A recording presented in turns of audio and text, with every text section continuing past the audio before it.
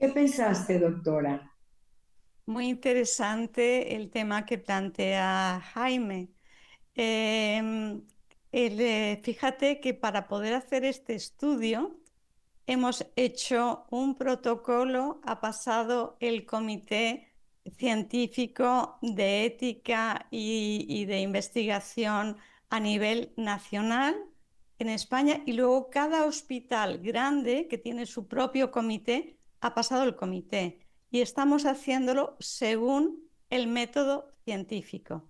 Estas experiencias, al ser experiencias, se salen del método científico porque se experimentan, pero hay datos que se pueden valorar, como es lo que ven, porque están con un cerebro que no está funcionando y te pueden decir cuántas personas le estaban reanimando cuando él no estaba con esas personas en el momento del paro, cómo van vestidos, la música que a lo mejor es en el quirófano, la música que estaba sonando. Te pueden decir cómo han salido a los cirujanos a hablar con su familia y les han dicho que ha tenido un paro. Pueden, o sea, hay una serie de hechos que son objetivables. Pero de todas maneras, la experiencia es subjetiva. También pueden encontrar personas que han muerto y ellos no sabían que estaban muertos. Tienen la capacidad de raciocinio de pensar, esta persona no está muerta, no le corresponde estar aquí. O sea, tienen pensamientos complejos. No, cuando la corteza cerebral no está funcionando. Y bueno, tenemos que buscar qué es lo que está pasando, porque en realidad está pasando. Y como el objetivo es hacerlo lo más científico y lo más objetivo posible, el estudio es longitudinal. ¿Qué quiere decir? Que dura 8 años, con 3 fases. La primera, cuando está en el hospital y le ocurre la experiencia cercana a la muerte. La segunda, cuando han pasado 2 años.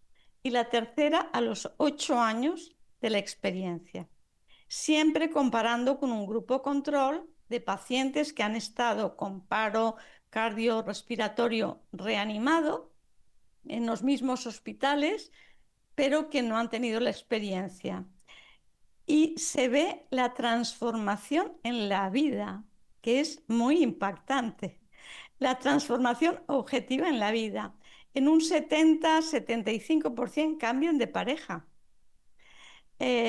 Suelen cambiar de trabajo, cambian de amigos, mm, ya no les gusta lo que les gustaba antes, se vuelven más espirituales, que no quiere decir religiosos, tienden a ayudar al otro, a ser más altruistas y a buscar sentido, significado en sus vidas.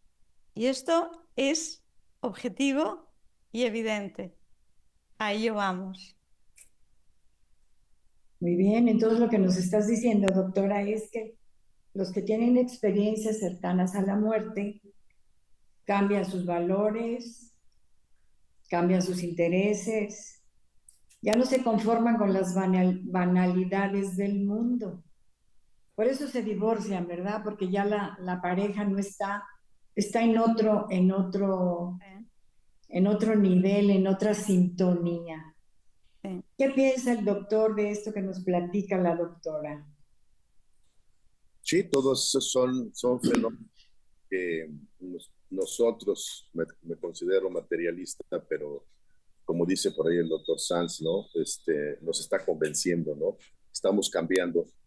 Eh, a nosotros nos interesa mucho buscar las explicaciones del por qué, ¿no?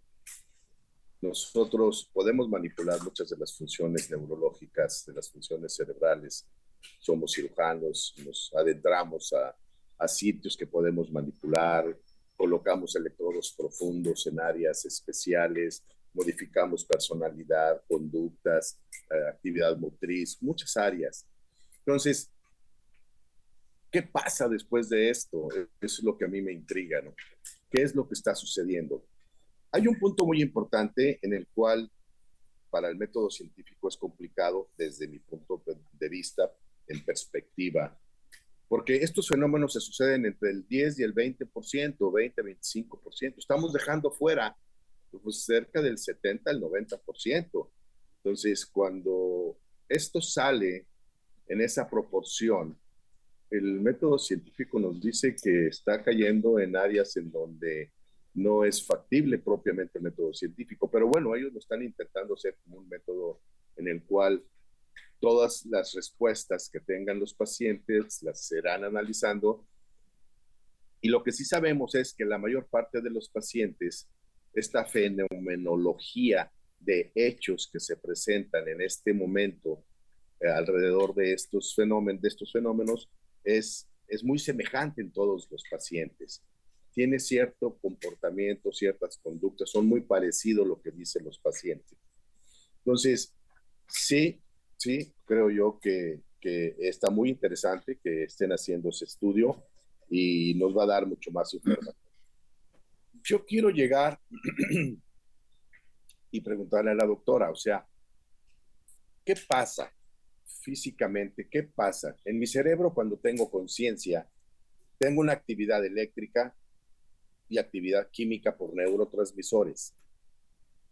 Pero cuando el cerebro pensamos que, bueno, muchas veces decimos que todavía hay sangre y la actividad eléctrica no ha desaparecido, hay neuronas más lábiles o más frágiles a la falta de circulación, pero hay neuronas que aguantan más tiempo en paro cardíaco que otras y estas pueden ser los fenómenos que vemos.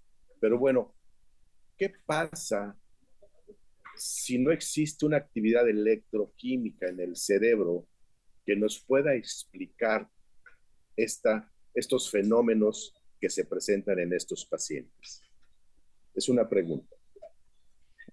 Gracias, es una pregunta muy interesante, pero yo pregunto a su vez,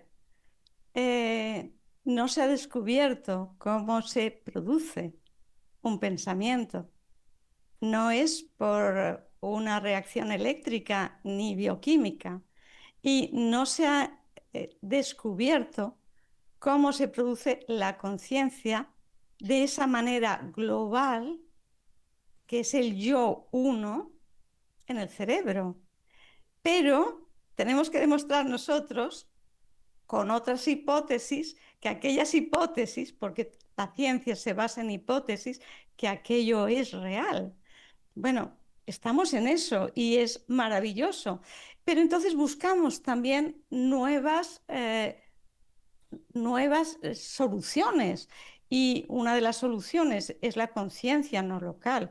Hay muchos científicos, muchos investigadores que están hablando de ese campo de ese campo de energía cuántica de donde todo lo visible y lo no invisible, todo lo creado está. Y están hablando de ese campo que penetra y rodea todo eso visible y no invisible, pero además es como nosotros salimos de ese campo y vamos a ese campo. Piensa que antes de que ocurra la división celular existe un campo electromagnético en las células y es como el mapa. Es que la materia está muy bien, pero estamos hablando de información, materia y energía. Y antes de que ocurra la materia, hay una información. Hay una información como el sol, que lleva una información a los árboles, a la piel, y desencadena una serie de reacciones químicas, pero hay una información previa. Hay un campo.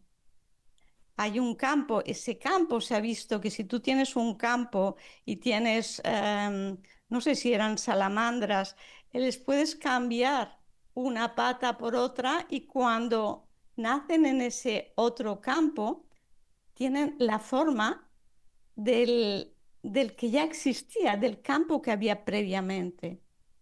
Y para mí el campo es algo a estudiar muy importante porque en las experiencias cercanas a la muerte hay un hecho para mí que no se puede explicar desde el punto de vista materialista, que en un porcentaje alto de pacientes, vuelven sin secuelas neurológicas, vuelven sin enfermedad que había previa, una enfermedad terminal, con un fallo multiorgánico, o como el doctor Iben Alexander, que tenía todo el cerebro comido por una bacteria, toda la parte del córtex de la memoria comido por una bacteria, y lo iban a desintubar y desconectar del respirador porque llevaba una semana en coma y no respondía a nada, y la analítica cada vez peor.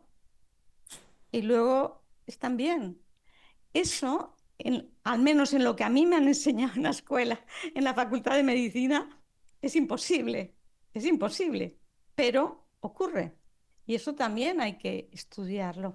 Entonces, esa conciencia, volviendo al campo, eso es conciencia, que también le puedes llamar Dios o le puedes llamar lo que quieras, vida, universo, pero es como si nuestro cerebro es una interfaz entre esa conciencia, uno, no local, y la conciencia individual. Entonces, el que no esté la conciencia individual mm, no tiene por qué, simplemente no está el instrumento. Pero yo no sé si tú te has encontrado, pero yo sí me he encontrado con,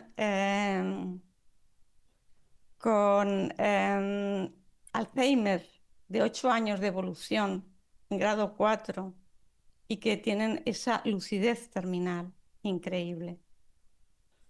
Muy bien, pues nos vamos a tener que ir a un corte en este momento que está tan interesante esta plática, amigos, y vamos a regresar en un momento. Estamos en Cuento Contigo.